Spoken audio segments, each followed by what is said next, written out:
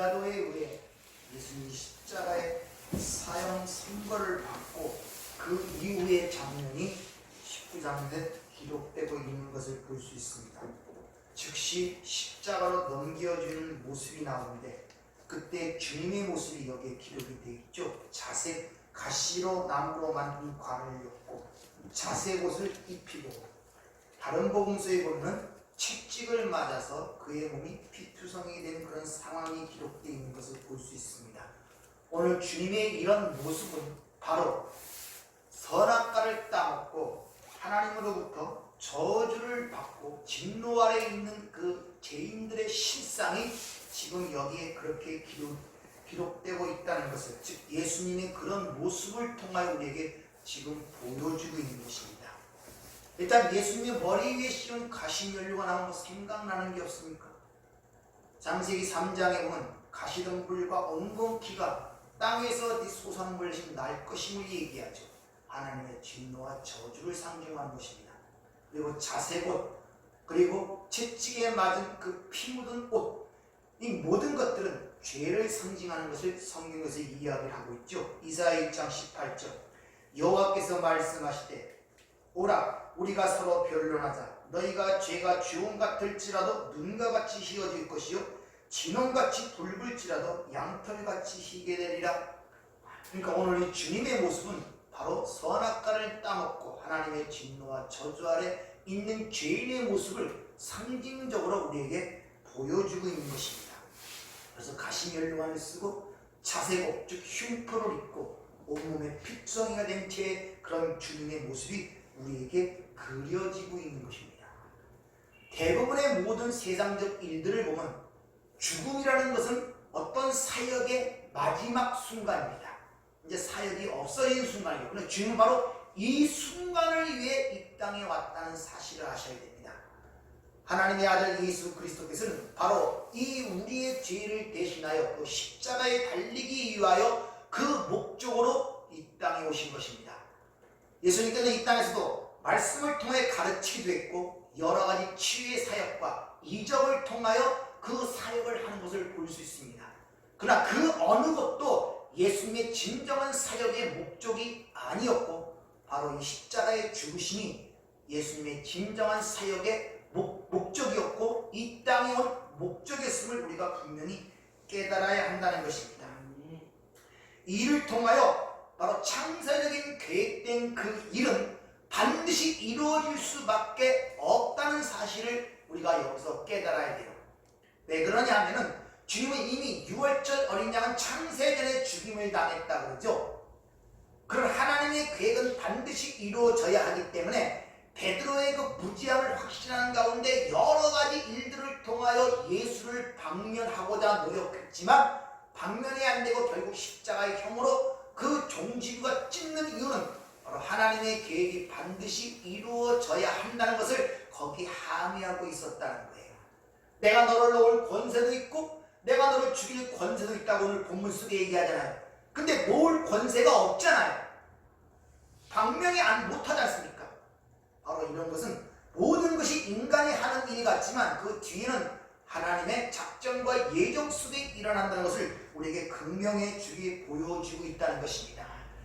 이 빌라도에 대한 기록은 유대인 사학자 요세푸스에서 잘 기록이 되어 있는데, 빌라도는 그 당시 유대 총독으로 불린 빌라도는 자기의 출세를 위해서 십자가에 수천 명을 죽일 수 있는 잔혹함과 폭력성이 있었고, 이 유대에 부임하자마자 예루살렘에 노마기를 세웠고 또 그 성전세를 사용하여 수도관 건설에 이용했고, 누가복음 13장에 보면은 갈리 사람들의 피를 제물에 섞어서 반란을 일으키는 그런 일도 기록이 되어 있습니다. 이 빌라도는 티비리우스 황제로부터 주 36년부터 46년까지 10년 동안 유대 총독 노릇을 했는데 10년 동안 유대 총독으로 근무한 사람이 없습니다. 왜? 그 당시에 로마는 수많은 식민지를 갖고 있었지만 유대를 그만큼 다스리기가 힘들었어요. 유대 민족은 워낙 민족성이 강해 껐득하면 반란을 일으키고 그러했기 때문에 그렇습니다. 근데 그런 가운데서 10년 동안 총독을 했다는 것은 그가 굉장히 세상적으로 유능한 행정관이었음을 우리에게 알려주고 있다는 것입니다. 그런 기민하고 유능한 행정을 하던 빌라도가 그들이 데려온 예수를 몇 마디 질문해 보자마자 벌써 알았어요. 저들은 종교적인 문제로 바로 유대인 지도자들이 시기로 예수를 넘겨줬다는 것을 벌써 간파했단 말입니다. 그래서 그가 죄가 없음을 확실히 알았어요. 그래서 여러 번에 걸쳐 예수를 방면하고자 노력하는 모습을 우리에게 보여줍니다. 복음서 전체를 통해서 살펴보면 일단은 그 예수가 있는 장소가 자기 관할이 아니라는 핑계로 헤롯에게 예수를 보냅니다. 근데 헤롯이 도로 보내요. 이게 첫 번째 자기의 계획이 실패했고, 두 번째는 그 성난 군중들을 만족시키기 위하여 채찍질을 하여 피투하는 모습으로 그들을 보여줌으로 말미암아 대충 타협하려고 합니다. 그래도 십자가에 못 박으라고 그들은 소리를 지르죠. 그리고 세 번째는 바로 명절마다 한 번씩 관례적으로 사면하는 그 관례를 이용하여 예수를 놓아주려고 하지만 역시 그것도 통하지 않는 모습이 보입니다. 뿐만 아니라 밤에 자기 아내가 꿈을 꿨는데 저 사람이 이래 상관하지 말라는 말을 들어서 뭔가 찝찝한 게 있었단 말입니다. 그래서 빌라도는 여러 방법과 계획을 통하여 예수를 놓아주려고 했지만 안 됐다는 거예요. 왜? 그 일은 하나님의 예정과 작정 속에 있었기 때문에 반드시 일어나야 할 일이었다는 것입니다. 그래서 주님은 항상 자기의 십자가의 사건을 얘기할 때마다 내일 반드시 일어나야 된다는 그런 언어를 사용하는 것을 볼 수 있습니다. 우리가 이런 문제를 통하여 한번 잘 생각을 해보면 그들이 시기로 예수를 넘겨줬다는 거예요. 가인이 아벨을 뭘로 죽입니까? 시기야. 요셉의 형들이 왜 요셉을 애고로 팝니까? 시기 때문에. 자, 그러니까 가인이 시기 때문에 아벨을 죽인 사건이나 요셉의 형들이 시기로 요셉을 판 사건이나 다 무엇을 보여주고 있다? 예수 그리스도의 십자가의 사건을 항의하고 있음을 우리에게 보여주고 있는 것입니다. 가인과 아벨은 형제였어요. 요셉과 요셉 형들도 형제였습니다. 바로 이 예수도 유대인들의 형제예요. 형제에 의하여 팔림을 받고 죽임을 당하는 사건이 이미 창세기 4장부터 우리에게 보여주고 있단 말입니다. 근데 하나님께서 그걸 선으로 이용하여 당신의 백성들을 구하는 방법으로 지금 하나님이 사용하시고 있다는 것입니다. 그래서 이런 지혜와 능력을 누가 알겠냐고 사도 바울이 감탄적으로 로마서에서 얘기하는 것을 볼 수 있죠. 그렇게 계속하여 예수를 놓아주려는 빌라도의 마음을 유대인들이 간파를 했어요. 그러자 빌라도를 협박하기 시작합니다. 오늘 본문 12절을 보면 이러함으로 빌라도가 예수를 놓으려고 힘썼으나 유대인들이 소리를 질러 이르되 이 사람을 놓은 가이사의 충신이 아니니이다. 무릇 자기를 왕이라는 자를 가이사를 반역하는 것이니이다. 정치적으로 민감했던 빌라도 이 말에 예수를 놓아줄 수, 즉 사형 선고에 넘길 수밖에 없었던 것이죠. 왜? 이 사람을 놓으면 가이사의 충신이 아니라는 것입니다. 결국 빌라도는 그 유대 백성들의 그 말 속에서 결국 예수님에게 사형 선고를 내리고 마는 내용이 오늘 본문 속에 기록이 되어 있죠. 그리고 그 날에 대해서 유월절이라는 것을 여기서 강조하여 우리에게 보여주고 있는 것을 볼 수 있습니다. 14절을 보면 이날은 유월절 준비일이요 때는 제6시라. 빌라도가 유대인들에게 보라 너희의 왕이다 이렇게 하시는 모습이 기록되어 있죠. 유월절 하면 유대인들에게는 출애굽시의 그 유월절 지금 절기를 지키고 있었기 때문에 유월절의 내용을 잘 그게 뭘 의미하는 줄을 알고 있었단 말이에요. 그래서 지금 이 사도 요한은 유월절에는 단어 이 절기를 통하여 그들에게 이 예수의 죽음이 뭘 의미하고 뭘 뜻하는가를 설명하기 위하여 유월절이라는 단어를 여기서 다시 한번 사용하고 있다는 것입니다. 유월절. 그래서 고린도전서 5장 7절도 우리의 유월절 양 곧 그리스도께서 희생되셨느니라 이렇게 이야기를 하고 있습니다. 그러니까 예수님께서 십자가에 달린 그날이 6월절 어린 양이 도살당한 그날과 같은 날이었단 말입니다. 지금 그걸 우리에게 보여주는 거예요. 그런데 사도 요한은 지금 6월절 예비일이라 준비일이라 이렇게 얘기하죠. 왜냐하면 하나님께 주님께서 만찬을 하시죠. 그건 이미 십자가에 달리기 전 재판받기 전에 제자들과 함께 모여서 6월절 잔치를 한 것이란 말입니다. 원래 그것은 6월절날 해야 되는 것인데 그날 예수가 죽어야 되기 때문에 예수님이 그들의 그 일이 앞서서 그 제자들과 함께 성만찬을 통하여 자신의 죽음의 의미를 에레미야의 약속 새 언약을 이루기 위한 것임을 가르치기 위하여 미리 그래서 6월절 준비일에 그 일을 일어났다 이렇게 이야기를 하고 있단 말입니다. 그리고 다른 복음서를 보면 주님이 십자가에 달린 것이 제3시라 그래요. 그런데 오늘 십자가형을 언도한 그 때가 제6시라 그러죠.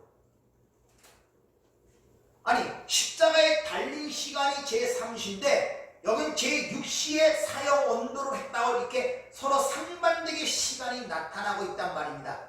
이런 문제를 지금 왜 말씀을 드리냐면 이런 것들을 통하여 이 성경이 회파시키고 성경의 무엇성을 부인하려는 자들이 많기 때문에 내가 말씀을 드리는 거예요.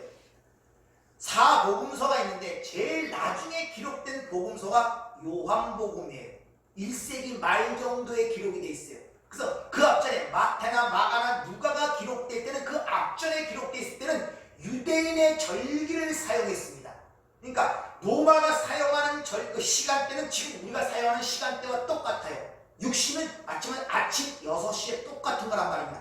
그러나 앞에 다른 데서 얘기하는 제3시라든지 6시라는 것은 유대인들의 원력을 따랐던 시간이기 때문에 그때는 9시를 얘기하는 거예요.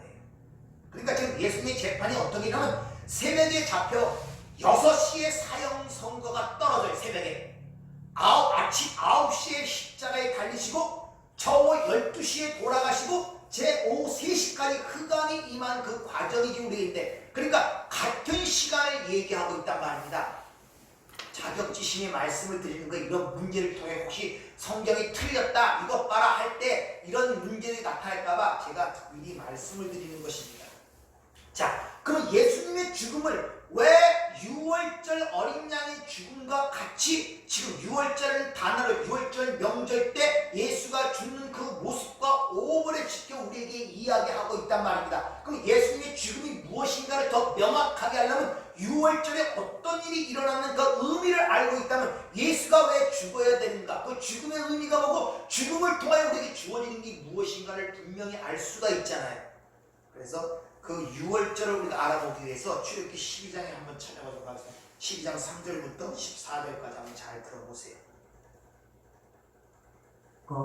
너희는 이스라엘 온 회중에게 말하여 이르라. 이달 열흘에 너희 각자가 어린 양을 잡을지니 각 가족대로 그 식구를 위하여 어린 양을 취하되 그 어린 양에 대하여 식구가 너무 적으면 그 집의 이웃과 함께 사람 수를 따라서 하나를 잡고 각 사람이 먹을 수 있는 분량에 따라서 너희 어린 양을 계산할 것이며 너희 어린 양은 흠없고 1년 된 수컷으로 하되 양이나 염소 중에서 취하고 이달 14날까지 간직하였다가 해질 때 이스라엘 회중이 그 양을 잡고 그 피를 양을 먹을 집 좌우 문설주와 인방에 바르고 그 밤에 그 고기를 불에 구워 무교병과 쓴나물과 아울러 먹되 날것으로나 물에 삶아서 먹지 말고 머리와 다리와 내장을 다 불에 구워 먹고 아침까지 남겨두지 말며 아침까지 남은 것은 곧 불사르라. 너희는 그것을 이렇게 먹을지니 허리에 띠를 띠고 발에 신을 신고 손에 지팡이를 잡고 급히 먹으라. 이것이 여호와의 6월절이니라. 내가 그 밤에 애굽 땅에 두루다니며 사람이나 짐승을 막론하고 애굽 땅에 있는 모든 처음 난 것을 다 치고 애굽의 모든 신을 내가 심판하리라. 나는 여호와라. 내가 애굽 땅을 칠 때 그 피가 너희가 사는 집에 있어서 너희를 위하여 표적이 될지라. 내가 피를 볼 때 너희를 넘어가리니 재앙이 너희에게 내려 멸하지 아니하리라. 너희는 이날을 기념하여 여호와의 절기를 삼아 영원한 규례로 대대로 지킬지니라. 자, 하나님께서 애국을 심판하신데 바로의 장자부터 여정의 장자와 처음 난 모든 생축, 가축들의 처음 난 새끼까지 다 죽이겠다고 그렇게 말씀하십니다. 장자를 죽이겠다는 것은 후손을 멸하겠다는 말과 같기 때문에 그들을 멸망시키겠다는 그런 말의 의미가 포함이 되어 있습니다. 근데 애굽이라는 것은 세상을 상징하고 있어요. 그러니까 세상에 속하여 사는 모든 죄인들을 하나님 다 멸하시겠다 이렇게 지금 선언하고 자신의 의지를 밝히고 있단 말입니다. 근데 그 멸망의 대상은 다 똑같아요. 애굽의 모든 자예요. 모든 자. 예외가 없습니다. 그 당시 히브리 민족도 애굽에 살고 있었고 400년 동안 그 살았기 때문에 애굽 사람이 돼버린 거예요. 그 모든 것을 멸하겠다고 그렇게 얘기를 하죠. 그런데 그 중에 어린 양의 피로 문인방과 문설주에 바른 자들은 내가 모든 자들을 죽이려고 들어갈 때 그 피를 보고 넘어간다는 것입니다. 그리고 그들만이 살아난다는 거예요. 거기서 그들이 애굽인이냐 히브리인이냐 피부 색깔, 남녀노소, 지고와 부귀 귀천 아무 상관없어요. 피를 보고 넘어간다는 것입니다. 그러니까 하나님의 은혜에 의하여 그 하나님의 십자가의 은혜만 의지하는 자들만이 살아난다는 구원의 이야기가 바로 유대인들이 지키는 유월절의 의미였단 말입니다. 그 일을 완성하기 위하여 지금 예수가 그 길을 가고 있다는 것을 그들에게 가르치기 위하여 유월절 양이 죽는 그날에 예수가 십자가에 달리는 것입니다. 그걸 가리키기 위하여 유월절이라는 말이 여기서 지금 사용되고 있단 말입니다. 자, 그렇게 구원을 얻은 자들은 어떤 삶을 살아가는가? 반드시 그들은 그렇게 유월절 어린 양의 피에 의하여 구원받은 자들은 바로 그 다음 출애굽기 13장에 기록되는 내용같이 구름기둥과 불기둥을 따라 살아야 한다는 사실을 가리키고 있어요. 자, 출애굽기 13장 20절을 보면 그들이 숲곳을 지나 광야 끝 에담의 장막을 치니 여호와께서 그들 앞서 가시며 낮에는 구름기둥으로 그들의 길을 인도하시고 밤에는 불기둥으로 그들을 비추사 낮이나 밤이나 지나게 하시니 낮에는 구름기둥 밤에는 불기둥이 백성 앞에서 떠나지 아니하니라. 그러니까 반드시 유월절 어린 양을 통해 구원받은 자는 그 다음부터 하나님이 우리에게 주시는 불기둥과 구름기둥에 의하여 그들이 인도된다는 것을 보여주고 있단 말입니다. 이렇게 이스라엘 백성들이 광야에서 몇 번의 유월절을 지키냐면 오늘 애굽에 출발할 때 한 번 지키고 시내 광야에서 한 번 지키고 가나안 땅에 들어가 길갈에서 한 번 지키는 이 세 번의 유월절을 지키는 모습이 성경에 기록이 되어 있습니다. 그럼 시내 광야에서 어떻게 지키는가가 기록되어 있는데, 자, 민수기 9장 1절부터 3절을 보면은 애굽 땅에 나온 다음에 첫째 달에 여호와께서 시내 광야에서 모세에게 말씀하여 이르시되 이스라엘 자손에게 유월절 그 정한 길을 지키게 하라. 그 정한 길 곧 이달 14째 날 해질 때 너희는 그것을 지키되 그 모든 율례와 그 모든 규례도 지킬지니라. 이렇게 이야기합니다.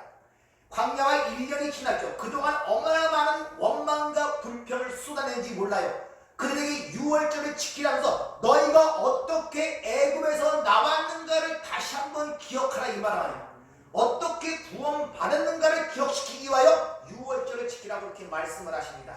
역시 마찬가지입니다. 그렇게 유월절을 지킨 다음에 바로 이어서 또 어떤 이야기가 나오냐? 불기둥과 구름기둥의 얘기가 또 연이어 또 나옵니다. 그 얘기가 민수기 9장 15절부터 23절에 기록이 되어 있습니다. 여기서는 더 정확하게 어떻게 인도와 어떻게 살아가야 될 것을 우리에게 일러주고 있는데 잘 들어보세요. 상막을 세운 날에 구름이 상막 곧 증거의 상막을 덮었고 저녁이 되면 상막 위에 불 모양 같은 것이 나타나서 아침까지 이르렀으되 항상 그러하여 낮에는 구름이 그것을 덮었고 밤이면 불 모양이 있었는데 구름이 상막에서 떠오르는 때에는 이스라엘 자손이 곧 행진하였고 구름이 머무는 곳에 이스라엘 자손이 진을 쳤으니 이스라엘 자손이 여호와의 명령을 따라 행진하였고 여호와의 명령을 따라 진을 쳤으며 구름이 상막 위에 머무는 동안에는 그들이 진영에 머물렀고 구름이 상막 위에 머무는 날이 오를 때에는 이스라엘 자손이 여호와의 명령을 지켜 행진하지 아니하였으며 혹시 구름이 상막 위에 머무는 날이 적을 때에도 그들이 다만 여호와의 명령을 따라 진영에 머물고 여호와의 명령을 따라 행진하였으며 혹시 구름이 저녁부터 아침까지 있다가 아침에 그 구름이 떠오를 때에는 그들이 행진하였고 구름이 밤낮 있다가 떠오르면 곧 행진하였으며 이틀이든지 한 달이든지 1년이든지 구름이 상막 위에 머물러 있을 동안에는 이스라엘 자손이 진영에 머물고 행진하지 아니하다가 떠오르면 행진하였으니 곧 그들이 여호와의 명령을 따라 진을 치며 여호와의 명령을 따라 행진하고 또 모세를 통하여 이르신 여호와의 명령을 따라 여호와의 책임을 지켰더라. 이와 같이 여호와께서 모세에게 말씀하여 이르 이와 같이 하나님의 은혜에 의하여 유월절 어린 양의 피값으로 구원받은 하나님의 백성들은 반드시 하나님의 통치에 순종하여 하나님의 인도하심을 따라 그 이끄심을 사는 삶을 반드시 살아내야 된다는 것을 우리에게 지금 강조하여 보여주고 있는 거예요. 그래서 유월절 지킨 다음에 반드시 나오는 내용이 구름기둥과 불기둥의 인도하심이 이렇게 상세하게 기록이 되어 있는 것입니다. 이런 사건은 창세기 6장 노아의 홍수 사건 속에서 보이죠. 여러분 오해하지 마세요. 노아가 방주를 120년 동안 지어서 구원받은 것이 아닌 것입니다. 하나님의 은혜로 구원받아 하나님의 은혜로 의롭다 하심을 받았습니다. 그렇게 하나님의 은혜로 유월절 어린 양으로 구원받은 자들의 어떤 모습이 구름기둥과 불기둥을 따라 살아가야 하는 것처럼 하나님의 명령을 따라 120년 동안 방주를 지은 거예요. 누구를 따라갔습니까? 방주. 예수를 따라가는 모습이 기록이 방주 진 모습이란 말입니다. 방주를 쳐서 구원받은 것이 아니라, 근데 쉽게 말하면 서라 하면 서야 되고 가라 하면 가야 되는 거예요. 아침에 있다가 저녁에 떠오르면 바로 행진해야 됐고, 그게 한 달이든지 1년이든지 있으면 그대로 그 자리에 머무는 거예요. 왜 머물러 하는지도 모르고 아무것도 몰라요. 가는 대로만 가고 머무는 대로만 머무는 것입니다. 여러분의 삶의 방향과 목적과 모든 전부 다 하나님께 위임되고 빼앗긴 거예요. 그것이 반드시 우리가 살아내야 할 삶의 과정이란 말입니다. 그걸 쉬운 말로 자기 부인이라고 하는 거예요. 그래서 요한복음 21장에 보면 베드로를 찾아가서 네가 젊었을 때는 네 원하는 대로 마음대로 다녔지만 늙어서는 남이 내게 띠를 띄우고 내가 원치 않는 곳으로 데려가려는 그런 말씀이 있는 것입니다. 여러분이 예수를 믿고 구원받은 다음부터 여러분은 원하는 대로 가는 것이 아니라 하나님께서 여러분의 띠를 띄우고 진리의 띠, 말씀의 띠, 성령의 능력을 주어 여러분이 원치 않는 곳으로 데려간다니까요. 그게 인정이 되셔야 돼요. 거기에 자꾸 의문을 품게 되면 하나님과 다투는 결과를 낳게 된단 말입니다. 그리고 세 번째 유월절은 결국 약속의 땅 하나님의 나라를 상징하는 거기에 들어가 길갈에서 유월절을 지키는 모습이 기록이 되어 있습니다. 그것이 여호수아 5장 9절부터 기록이 되어 있는데 한번 들어보세요. 여호와께서 여호수아에게 이르시되 내가 오늘 애굽의 수치를 너희에게서 떠나가게 하였다 하셨으므로 그곳 이름을 오늘까지 길갈이라 하느니라. 또 이스라엘 자손들이 길갈에 진쳤고 그달 14일 저녁에는 여리고 평지에서 유월절을 지켰으며 유월절 이튿날에 그 땅의 소산물을 먹되 그날에 무교병과 볶은 곡식을 먹었더라. 또 그 땅의 소산물을 먹은 다음 날에 만나가 그쳤으니 이스라엘 사람들이 다시는 만나를 얻지 못하였고 그해 가나안 땅의 소출을 먹었더라. 가나안 땅은 하나님의 나라를 상징하는 약속의 땅으로 성경에 상징적으로 그려지죠. 그러니까 그 땅에 들어가 그 땅의 소산을 먹는 순간에 모든 것이 끊쳐, 만나나 메추라기나 모든 유월절이 다 끊쳐진단 말입니다. 그렇게 끝나야 정상인데 이스라엘 백성들은 그 과정 속에서 유월절을 지키면서도 전혀 유월절의 의미를 모르고 깨닫지를 못했기 때문에 그게 율법으로 주어져 절기를 지켜야 되는 계명으로 그들에게 주어진 것입니다.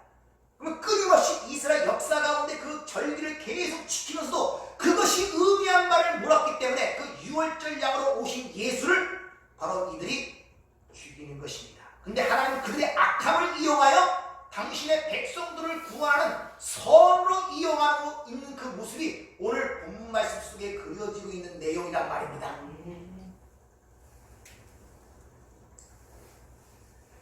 지금은 유월절 어린 양으로 예수가 죽으심으로 말미암아 완성이 됐죠. 그럼 구름기둥과 불기둥은 어떻게 지금 신약에 완성이 됐겠습니까? 어떻게 지금 뭐가 우리를 인도하고 있어요? 성령님. 그래서 주님이 앞서 14장, 15장, 16장에 걸쳐서 가장 핵심이니까 보혜사 성령, 내가 아버지께로 가서 보낼 보혜사 성령의 이야기가 반복되어 나오는 것이고 실제적 사건이 오순절날 성령 강림으로 이루어졌고 그 성령이 우리 안에 내주하시면서 지금 우리의 삶을 인도하시고 주장하시고 이끌어가고 있다는 사실을 여러분이 아셔야 된단 말입니다.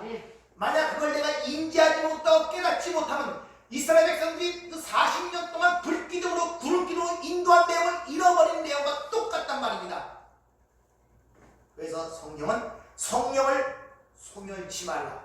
성령을 근심하게 하지 말라. 성령을 회방하는 자는 사심을 받지 못한다고 단호하게 주님께서 우리에게 말씀하고 계시잖아요.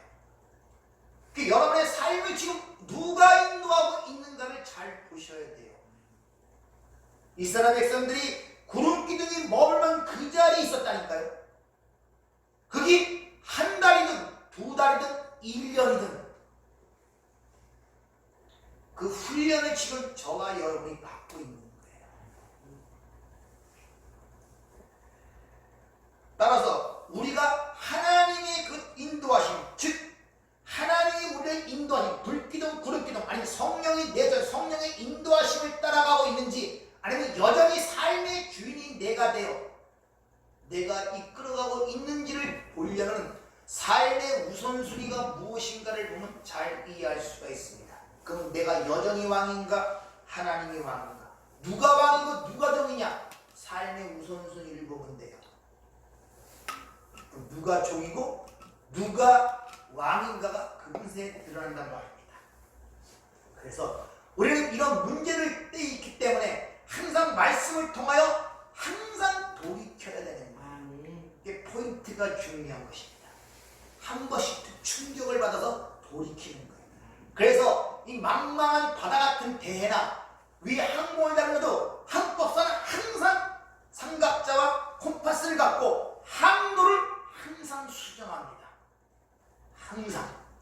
네, 오전 중에 말씀드리거든요. 우리 태생적으로 날 때부터 격길로 간 자예요. 항상 나를 말씀을 통하여 조정하지 않으면 우리는 그 길로 자연스럽게 갑니다. 자연스럽게. 따라서 진리를 어설프게 하고 피상적으로 아는 자들은 그 진리에 의하여 자신들이 죽는 거예요. 그래서 바리새인들, 하나님의 말씀을 가보는 바리새인들의 서기관들이 자기가 하고 있던 진리로 그 말씀으로 자신들이 지옥 간단 말입니다. 그래서 마태복음 23장에 보면 서기관과 바리새인들에 대해 이렇게 얘기해요. 너희가 천하를 다니며 교인 하나를 얻으면 그를 너희보다 더 지옥 자식으로 만든다는 거예요. 잘못 가르친다는 것이죠.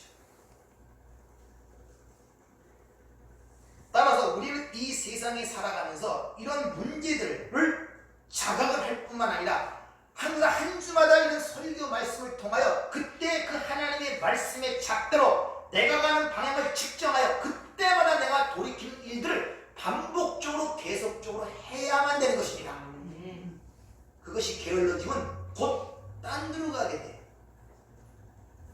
오늘 빌라도가 주님 앞에서 심판하는 모습을 통해서 볼 때 이것이 모든 우리 죄인들의 모습임을 우리에게 보여주는 대표로 빌라도가 서 있는 것입니다. 혈통적으로는 저와 여러분이 이방인들 아니라 유대인이 아니라 이방인이잖아요.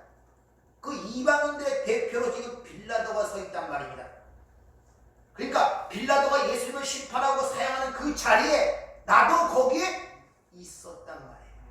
그래서 이사야 53장에서 그가 찔림은 우리의 죄 때문이요, 그가 상함은 우리의 죄악 때문이다. 그가 징계를 받음으로 우리가 평화를 누리고 그가 채찍에 맞음으로 우리는 나음을 받았다.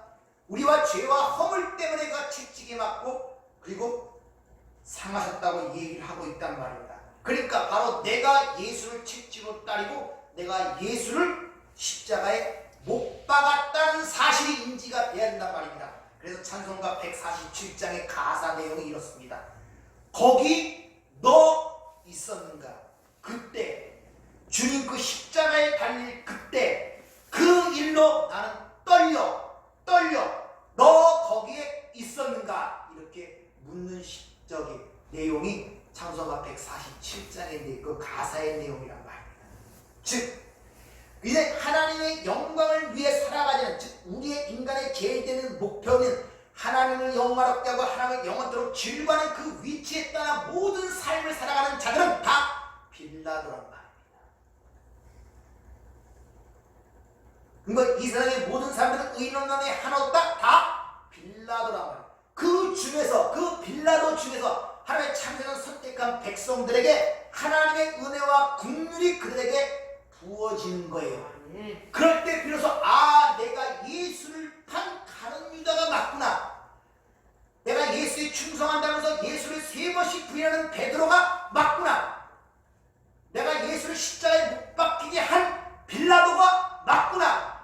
내가 죄인으로소이다. 나를 떠나서도 이들이 구원받은 자들이란 말입니다. 이들이. 따라서 우리는 이런 은혜를 안다면 우리 안에 항상 이런 은혜에 대한 애통함을 갖고 있어야 돼요. 어찌 애통함을 갖지 아니할 수가 있겠습니까? 그래서 산상수훈에 복이 있는 자들이여 그들은 애통하는 자라는 그런 주님의 말씀이 기록이 되어 있는 것입니다.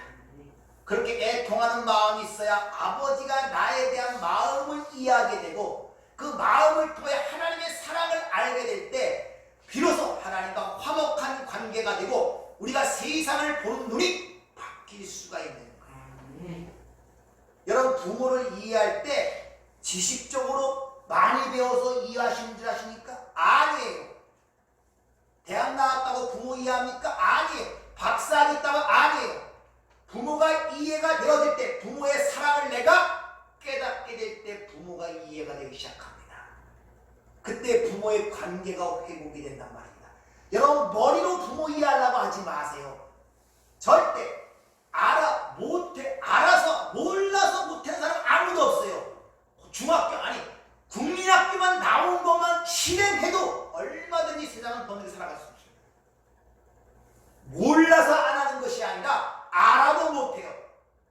그럼 어떻게 되냐? 먼저 받아야 돼요. 사랑을 먼저 알아야 돼요. 근데 사랑을 알고 깨달아질 때 비로소 부모가 보이고 부모가 이해가 되고 부모의 마음을 알게 된다. 그럴 때 부모와 자식과의 관계가 회복이 되고 화목하게 되는 것입니다. 머리로 그게 되는 것이 아니란 말입니다. 여러분들. 따라서 우리는 하나님과 화목하게 되는 반드시 죄에 대한 분명한 자각이 있어야 돼요. 다시 말하면 예수의 부활의 생명이 드러나기 위해서는 전제 조건이 내가 예수의 죽음에 넘겨져야 한다는 전제 조건이 있어야 하듯이 그런 죄의 자각이 나타날 때 예수의 십자가의 필연성 그리고 필요성이 절대적으로 느껴지고 모든 걸 내려놓고 그 십자가 아래에 무릎을 꿇고 십자가를 붙들게 된단 말입니다. 그럴 때 나의 모든 것이 사라져버리고 뭐가 남게 됩니까? 십자가만 보게 되는 거예요. 그럴 때 세상과 관계, 타인과의 관계 이 모든 것이 평탄케 되어버려요. 굴곡이 있던 것들이. 따라서 우리 예수 믿는 자들은 예수님의 은혜가 없이는 한순간에 존재할 수 없다는 사람임을 절감할 뿐만 아니라 그걸 고백하는 자가 되고 그 가운데서 우리가 보이는 이 세상이 주는 헛된 가치와 무가치함을 깨닫게 될 때 비로소 우리가 이 세상으로부터 자유로울 수가 있는 것입니다. 한번 가만히들 생각들 해보세요. 가져갈 게 뭐 있습니까? 아무것도 없습니다. 뭘 갖고 가겠어요? 하나님 앞에. 네? 묻힐 때 뭘 갖고 가겠어요? 그 세상 사람이 넣어주는 노닥돈 갖고 가겠습니까? 그 시체 안에 노닥돈 넣어주신대.